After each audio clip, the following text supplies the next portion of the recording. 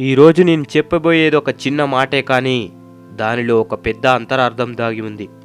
దాన్ని అర్థం చేసుకొని ఇప్పటికైనా మనసులో ఒకటి పెట్టుకొని బయటకు ఒకలా మాట్లాడే పద్ధతి మానుకొని ఆనందంగా జీవించండి. మనసులో నాది, నేను, నా వాళ్ళు, నా బంధువులు, బంధాలు, వాటి యొక్క రుణానుబంధాలు, పగ, ప్రతీకారాలు అన్న ఆశలతో నిండున్నంత వరకే మనిషికి ఈ లోకంలో పని ఉంటుంది.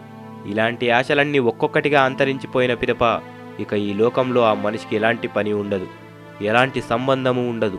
ఆ తరువాత ఇక్కడ తొడిగిన చొక్కాను అంటే శరీరాన్ని ఇక్కడే వదిలి ఆత్మగా వెళ్తాడు. మనిషి ఎప్పటి వరకు సజీవంగా ఉంటాడో అప్పటి వరకు అతనిలోని పాశమైనా కానీ, రుణానుబంధమైనా కానీ, సంకల్పమైనా కానీ తన మనసులో మిగిలి ఉన్నట్లే. ఎందుకంటే ఎలాంటి ఆశలు, పాశం లేని వ్యక్తికి ఇక ఈ లోకంలో పనేముంటుంది?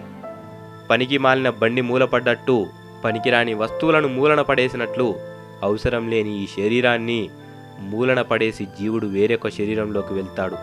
కాబట్టి బ్రతికినన్నాళ్ళు స్వచ్ఛమైన జీవితం గడుపుదాం. జై హింద్.